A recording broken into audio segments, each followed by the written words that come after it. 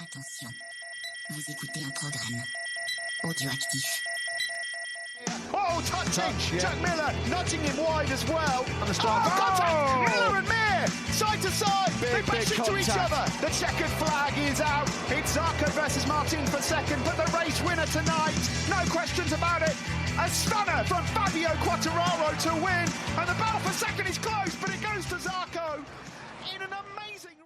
Bonjour à tous et bienvenue dans ce nouveau numéro de C'est qui en pôle. Au programme de ce numéro 211, on poursuit le débrief de la saison 2025 du championnat MotoGP. Au programme ce jour, pour la 4e partie, le MotoGP est KTM. Et j'accueille pour cette partie Gweno. Salut Gweno. Salut Thibaut, ça va? Ouais, très bien. Et toi? Impeccable. Et puis Stéphane aussi est là avec nous. Salut Stéphane. Salut tout le monde. Alors, KTM, que dire sur KTM pour cette saison? Premièrement, tout simplement, on est obligé de parler du mois de janvier de KTM. C'est ça. Au début de saison, KTM, on a eu peur que les pilotes ne puissent même pas démarrer la saison, que la marque coule complètement. Donc, on ne savait pas du tout à quoi s'attendre pour la saison. Donc, vous, quel était votre état d'esprit en février-mars pour le début de la saison? Moi je me suis dit que peut-être qu'on verra Costa sur une bonne moto. Parce que j'ai vu que si KTM fondait les plombs, s'il y en avait un seul qui était sur le radar de tout le monde, c'était Acosta. Sinon, non, blague à part, j'étais un peu déçu parce que on a déjà, on va dire, peu de constructeurs. S'il y en avait un de moins, ce serait quand même franchement dommage pour la catégorie. Non, c'était franchement une bonne nouvelle, surtout que a priori aucun constructeur, je veux dire, n'était à même de prendre sa place, ni même n'en avait envie.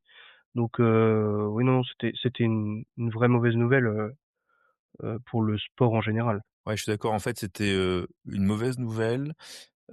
Quand ça s'est un peu décanté, moi je me suis dit, les pauvres pilotes KTM, en fait, ils vont être en queue de peloton parce que tout le monde l'en sait, voilà, il y a plus de budget, il y a plus rien, ils ont une moto, il y aura aucun dev.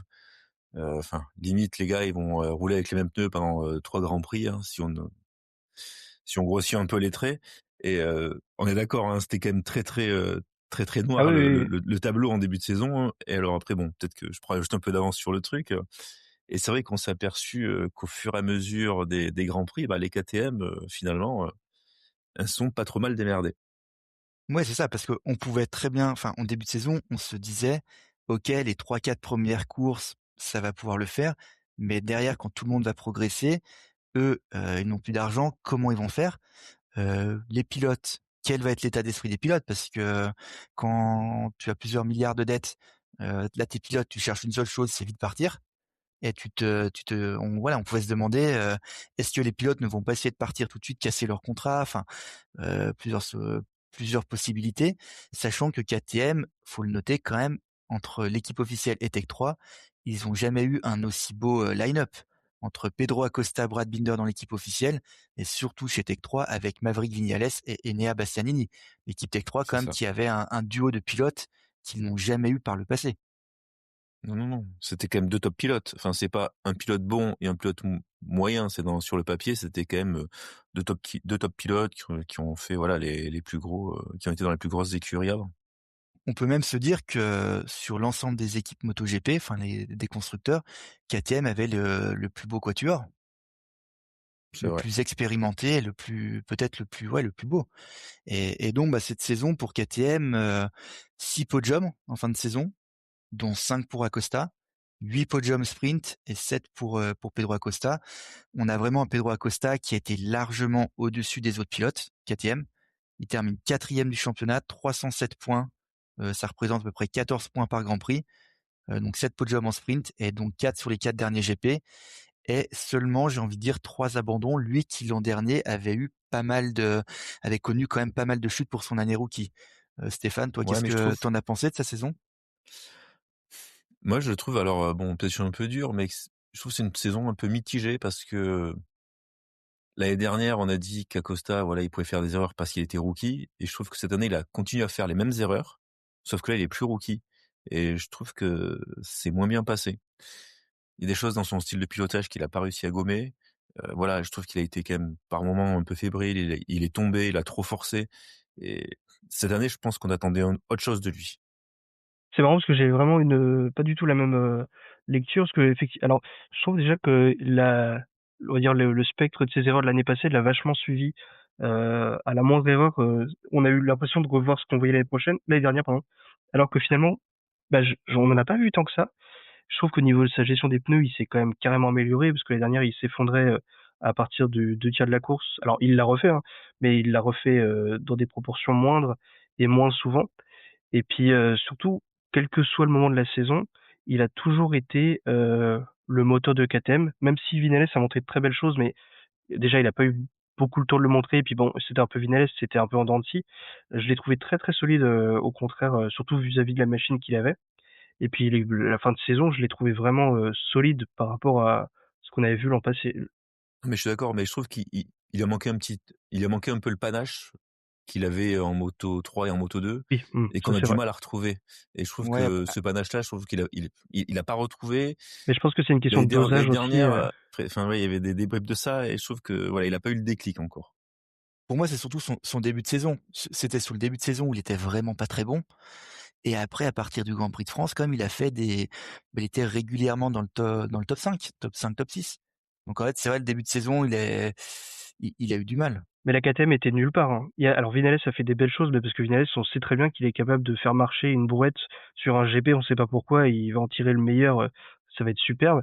Euh, Acosta, il est différent, et il était nulle part quand la KTM était nulle part, et finalement la KTM s'est améliorée tout au long de la saison, et à chaque amélioration, il a su en tirer le meilleur parti, ce qui n'était pas le cas de. Alors je compte pas Vinales parce que Vinales il s'est blessé donc c'est différent, mais Oui, oui. Bastianini pardon a performé quand la moto allait mieux, puis en fait après il s'est écroulé tout de suite après.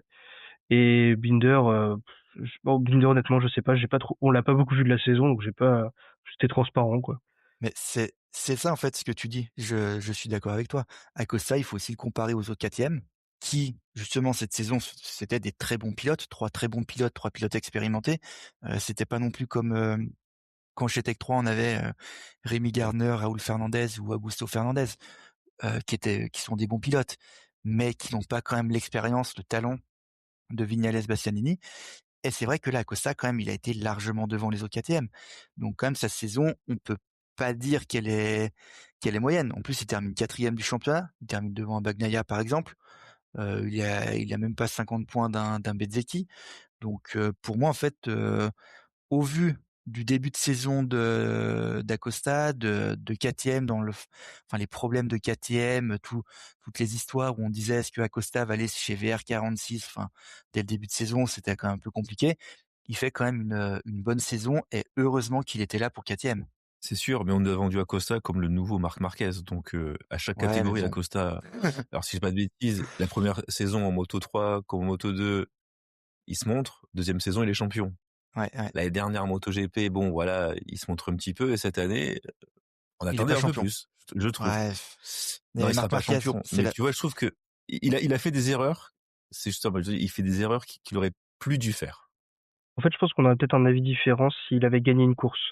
Je pense que Peut-être c'est le aussi. truc qui manque parce qu'il a été devancé par Aldeguer, il a été devancé par Fernandez, et il y a ce truc où on se dit putain, mais le prochain qui devait gagner une course, c'était lui.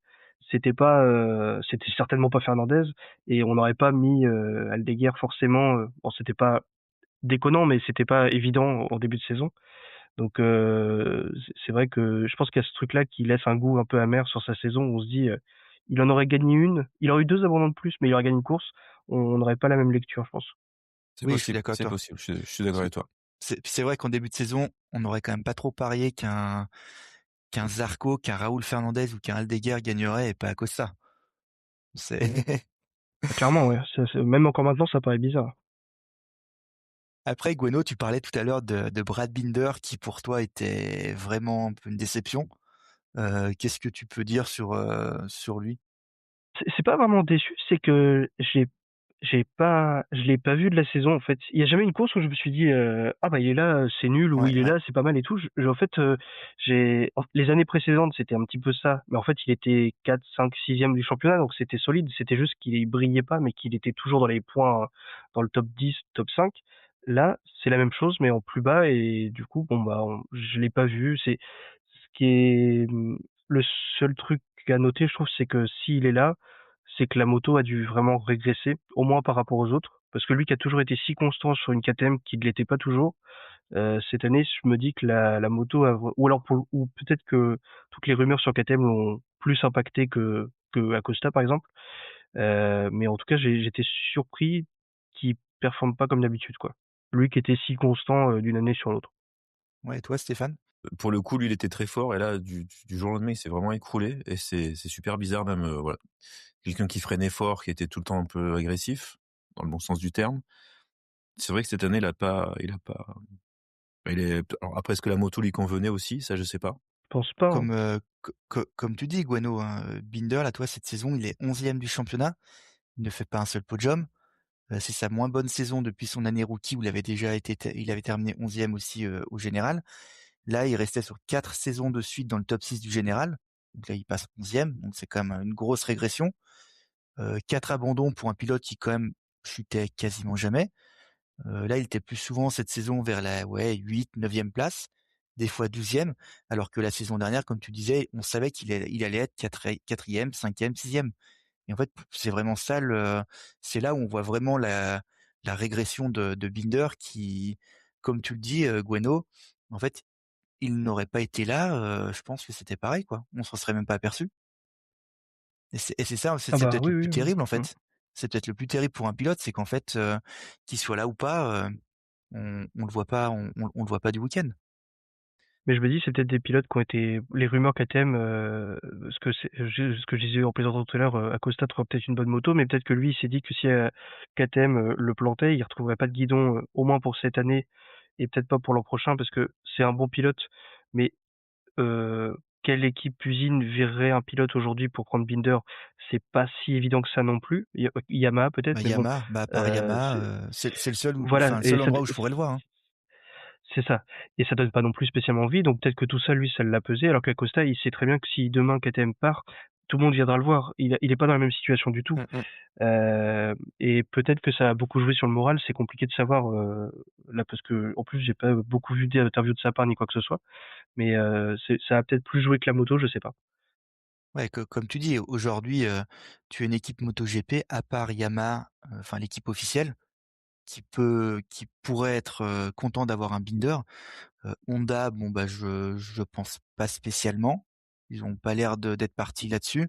Et puis, Ducati, on n'en parle pas. Ils ont vraiment pas besoin de Binder. Et même un Aprilia, je vois pas trop Aprilia aller chercher un Binder. Donc c'est vrai que pour lui, bah, le début de saison prochain va être très important parce que tous Bah, il les est plutôt pilotes vont jeune en être en plus, fin de hein. contrat. Donc tout le monde là va vouloir briller tout de suite et ouais, peut-être que 2026 sera la dernière saison de Brad Binder en MotoGP, que ce ne serait pas surprenant. Ou au moins en team usine. Après en team satellite, il aurait complètement sa place. Après, moi, enfin, je le trouve pas du tout déconnant à sa place, mais enfin, dans un team usine, je veux dire, mais je peux comprendre que ça l'ait pesé. Après, de là à dire qu'il est sur un siège éjectable, je pense pas non plus, Ouais. mais Alors là, attention, hein, parce qu'on a souvent eu même on le voit encore sur d'autres, teams, tu des pilotes qui sont encore moins bons que lui et qui sont là et ouais. qui vont rester là l'année prochaine et l'année encore d'après. Donc tu sais, Pourquoi tu parles de Joan Mir ou d'Alex Rins? Ah, on va en parler bientôt. j'ai cru que c'était Morbidelli, moi. Ah oui On a des aussi. Ah, Rins, on en a des fait, on a Mir, plein, hein. Oui, il y a oui, il y en a Rins, un il y a paquet, hein. Mir, tu as plein. Non mais en plus c'est vrai que c'est dur parce que c'est sa première saison où il se rate. Mais j'ai envie de dire si l'année prochaine il continue à faire ça, lui sera peut-être pas sauvé comme un Morbidelli, enfin pas par une autre équipe, hein, donc Oui, parce que Parce par que là, tu contre, chez Red Bull, hein. Red c'est Bull, ce on que j'allais sait dire, que voilà, KTM, normalement, ouais. ils tergiversent pas. ouais, ouais. Puis surtout, il a Heu, été longtemps le chouchou de la marque, un peu protégé, entre Acosta, qui aujourd'hui performe plus et puis peut-être des rookies qui sont plus ou moins dans le giron KTM, il a peut-être du souci à se faire aussi de ce côté-là, quoi. Il est plus le chouchou de la marque, quoi. ouais, il est plus l'avenir non plus. C'est plus l'avenir, il va avoir Ah bah non, ça c'est sûr, hein. où il a 30 ans. Aujourd'hui, enfin c'est bête, mais alors on va pas dire qu'il est vieux, mais dans la catégorie, oui, il fait partie des anciens. Donc c'est vrai que ça peut jouer aussi son âge. et s'il continue à ne pas trop performer au début de saison prochaine, ça risque d'être difficile pour lui. Parce que là, vous parliez de peut-être, alors perdre sa place dans l'équipe officielle, aller dans une équipe satellite. Mais en parlant d'équipe satellite, donc on va parler de Tech 3. Tech 3, est-ce que Tech 3 sera encore KTM en 2027? Là aussi, on peut se poser la question. Avec tous les problèmes financiers de KTM, est-ce qu'ils vont pouvoir poursuivre avec 4 motos? Ça, c'est quand même une Il grosse y avait interrogation. des rumeurs d'un passage de Tech 3 chez Ducati. Euh, Ouais, pff, les rumeurs pour 2027, c'est toujours prendre avec voilà. du conditionnel. Il reste une saison pleine, mais en fait, la rumeur de base était que Ver46 partirait chez Aprilia et de fait, Tech 3, si ça arrivait, se placerait pour une Ducati. Après, bon, c'est toujours à prendre avec beaucoup de pincettes, mais effectivement, c'est des sujets qui sont, surtout avec un changement de direction, c'est des sujets qui peuvent arriver assez vite finalement. Oui, voilà, parce que comme tu dis, la principale information pour Tech 3 cette saison, j'ai envie de dire, c'est le départ d'Hervé Poncharal, la vente de l'équipe d'Hervé Poncharal auprès d'investisseurs, notamment Gunther Steiner, qui était patron de l'équipe As en Formule 1, et de Richard Coleman, un Anglais, un investisseur anglais, qui ne connaît rien et qui assume de rien connaître au MotoGP. Là aussi, on peut se demander où va Tech 3. Stéphane, toi, qu'est-ce que t'en penses de cette vente et de cette fin d'Hervé Poncharal en MotoGP? Et juste pour de rebondir, c'est sûr que les gars qui rachètent Tech 3, bon, c'est des mecs qui viennent de la Formule 1 et c'est sûr que bon, comme ça, ils sont rigolos, mais je pense que c'est pas des rigolos. Eux, ils ont mis quand même de l'argent, voilà, sur le tapis, donc eux, je pense que si ça performe pas, ils se poseront peut-être pas 100 000 questions, peut-être.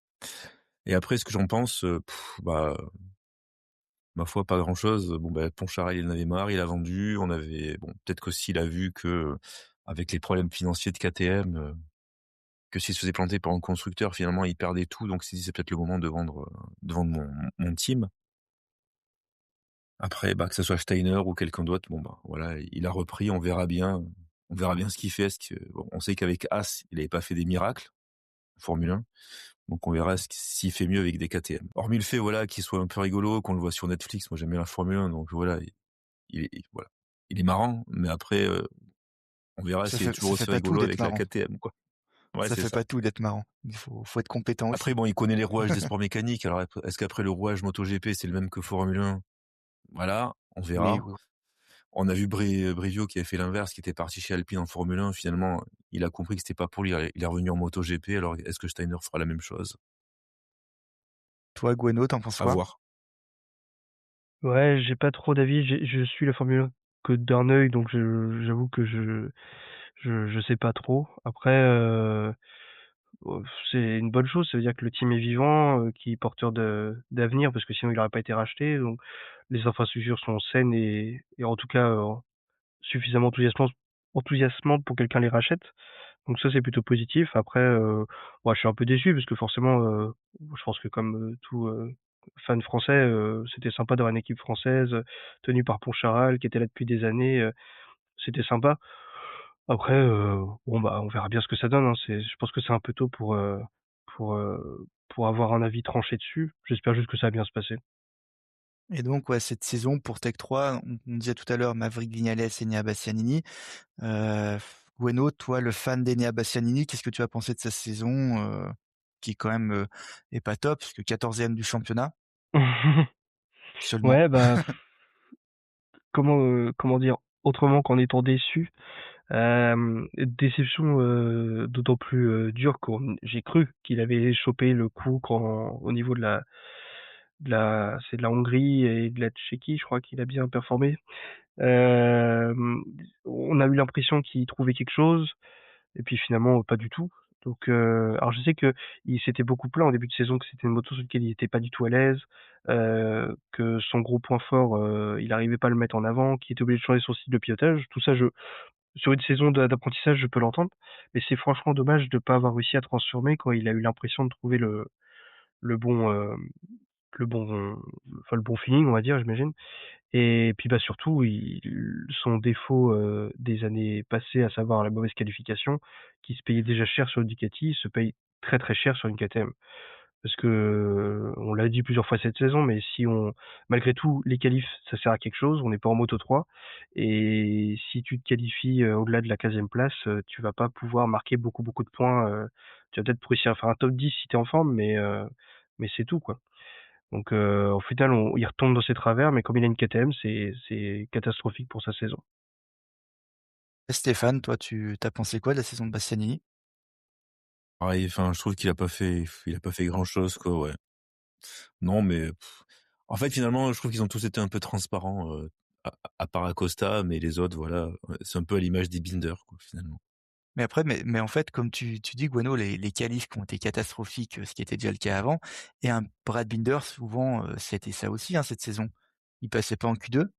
Donc les deux, souvent, Bastianini devait partir 15e, Binder 13e. Bah ouais, derrière, tu peux un peu remonter, mais si tu fais pas un super départ, tu galères derrière quand même. Donc c'est vrai que c'est là, en fait, où la déception et un Bastianini, j'ai l'impression qu'en fait, sa saison, elle a pas été lancée. Il a, il a quand même fait des top 10. Après, oui, comme tu disais, il a fait un podium en République tchèque, je crois, en sprint. On s'est dit waouh, enfin, il sortait vraiment de nulle part. Personne ne l'attendait là. Il fait podium et en course, il aurait pu aussi faire le podium et il chute, mais en tout cas, il était parti pour faire top 5. Derrière, il fait un podium en Catalogne, mais sinon, en fait, après, il était nulle part. Et c'est vrai qu'on va voir après en 2026 ce qu'il va donner, mais c'est quand même une déception sur cette saison. Ça fait 4 saisons qu'il a les mêmes soucis. J'ai un peu l'impression qu'il n'arrive pas à passer le pas. Alors j'espère pas, parce que moi c'est vraiment le pilote que j'apprécie le plus sur la grille, mais justement c'est celui que je regarde le plus et les mêmes erreurs, les mêmes blocages. J'ai un peu peur qu'il ait fait un peu le tour on a fait un peu le tour du gars quoi. Il a un peu montré tout ce qu'il pouvait montrer quoi. Donc j'espère pas, mais c'est un peu ce que je crains. Là où la Ducati pouvait peut-être l'aider aussi avec la puissance de la moto, Bah là avec la clairement ouais. KTM, malheureusement, bah, ça montre qu'il n'arrive pas à passer comme tu dis, à passer ce cap. Et tout à l'heure, on parlait aussi d'un Binder qui pourrait peut-être se retrouver sans guidon. Ben Bastianini, j'ai envie de dire, c'est pareil. Alors, ça veut pas dire qu'il n'aura pas de guidon après, parce que pareil, un Yamaha, un Honda pourrait très bien le prendre, mais enfin voilà, ça peut, suivant avec les pilotes qui arrivent, enfin les contrats qui sont signés, on pourrait très bien se retrouver rapidement avec un Bastianini qui n'est plus là, ce qui serait quand même dommage parce que c'est quand même un super pilote. Et Mmh puis mh. bah, pour terminer avec Tech 3, bah, Maverick Viñales. Donc bon, on est déçu, Pierre n'est pas là pour nous en parler ce soir. Lui qui adore Maverick, mais et donc alors déjà comme la principale info, c'est que Maverick Viñales va avoir Jorge Lorenzo comme coach à partir de la saison prochaine. Oui. Déjà là cet hiver, ils s'entraînent ensemble.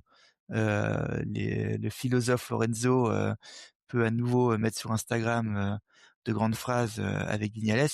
Je pense vraiment qu'on peut rigoler l'année prochaine si déjà ça tient plus de trois grands prix.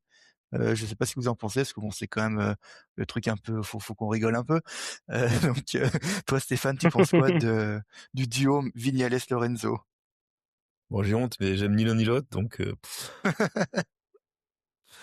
donc voilà, quoi. Lorenzo, bon, bah, il y a no comment. Qu'est-ce qu'il vient faire là, quoi, en fait? Ouais, c'est un peu ça. Après ils font des petites vidéos sur Instagram et tout, moi j'aime bien. C'est rigolo.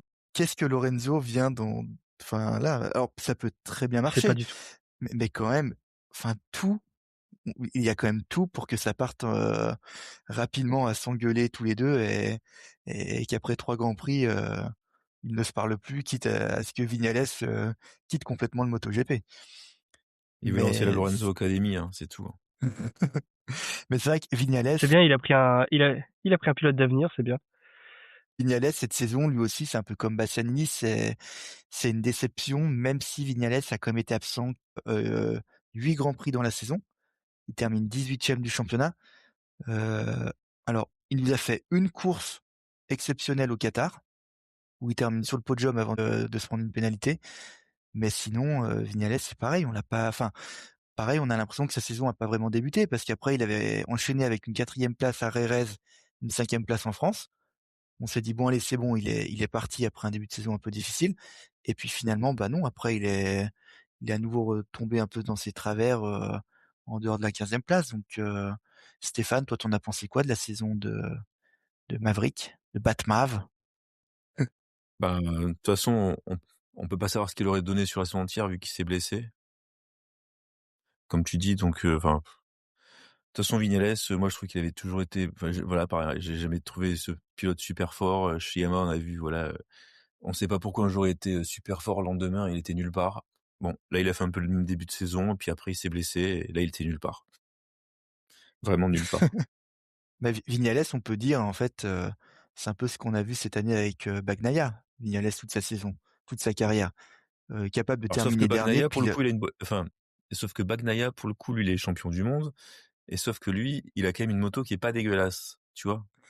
Que oui, Vignales, bon, des gens, mais bon, OK, il a pas la même moto, il a pas le même team, bon, c'est mais le ils ont pas le pilote même capable matos de quand même, hein. terminer dernier, pas savoir pourquoi, puis la course d'après d'être premier et ne toujours pas savoir pourquoi. Ça, Pour moi, d'accord, c'est on un est peu le d'accord sur Rins ça. du riche. Il est capable de transcender sa moto sur 2 courses et puis après il disparaît complètement. Mais tu sais pas pourquoi, lui non plus, personne ne sait. C'est le Vietti du MotoGP un petit peu. Ouais. Maintenant, ce qui va être difficile pour Vignales, c'est surtout donc il était blessé à l'épaule. Heu, L'épaule, on sait que ça peut être très difficile pour revenir. Est-ce qu'il va réussir à Pas du revenir à tout 100? même. Donc quand même, on espère pour lui, hein, parce que même si on se moque un peu, c'est quand même un bon pilote malgré tout, hein. Il a quand même réussi à gagner avec Suzuki, Yamaha, Aprilia. Avec KTM, bah, malgré tout, il en était pas très loin au Qatar. Donc voilà, on espère quand même qu'il va réussir à se remettre à 100 pour bah, montrer un peu ce qu'il peut vraiment faire avec cette KTM, parce qu'on reste quand même sur notre fin sur cette saison de Vignales. On a l'impression un peu de ne pas l'avoir vu un peu comme un Binder ou comme un Bastianini. C'est un peu des déceptions, et je pense qu'on peut terminer là-dessus, en fait, sur KTM en disant que, bien entendu, le début de saison avait été difficile avec toutes les histoires financières, mais qu'on a été déçus par les 3 pilotes et qu'heureusement Acosta était là. Gueno, toi, qu'est-ce que Mmh mh. pour conclure? Ouais, complètement d'accord. Et après, qu'est-ce qu'on peut attendre de KTM l'an prochain? J'aurais dit un peu plus de constance dans les résultats. Pas forcément des meilleurs résultats, mais peut-être des trucs enfin, des meilleurs oui, alors déjà, mais des meilleurs résultats, mais surtout plus solides, plus réguliers, ce serait pas mal, quoi. Éviter de faire 5e une course et 17e celle d'après. Bah ouais, c'est ça. Et puis qu'Acosta arrive à confirmer un peu sa deuxième partie de saison, quoi. Ouais, et on sait là aussi KTM, bon, financièrement, c'est toujours pas ça, hein, donc ils vont encore passer un hiver assez, alors pas difficile, moins difficile, on l'espère, que l'an dernier, mais malgré tout, là, sur les 4 pilotes, on sait que l'année prochaine, les transferts risquent de se faire assez rapidement. Sur les 4 pilotes, est-ce que quand tu es pilote KTM, tu te dis: «Bon allez, on continue avec KTM», ou tu essayes de vite partir? Stéphane, toi, tu ferais quoi, toi, si tu étais pilote MotoGP? S'il y a de la stabilité, enfin, s'il y a de la stabilité déjà, bon, l'année prochaine, bon, pour que, ils se de partir, mais ce qu'il y a, c'est en 2027, tu as la nouvelle réglementation, donc il faut voir aussi, tu vois, par rapport au projet que t'amène KTM, ce qu'ils te mettent sur la table par rapport aux autres. Et là, tu vois, dire maintenant tu pars pour les prochaines années, attention, c'est aussi un pari en fonction de comment, enfin, de comment les constructeurs, vont penser leur nouvelle moto. Ouais. Et bah, je pense qu'on a terminé pour ce débrief, de KTM, donc pour cette 4e partie. Nous, on se retrouve très vite pour une autre partie. Alors on va avoir du Honda, on va avoir du Yamaha, on va avoir aussi du Ducati. Voilà, donc allez, bah, bonne fin d'année à tous et puis à bientôt. Salut! À bientôt tout le monde. Salut!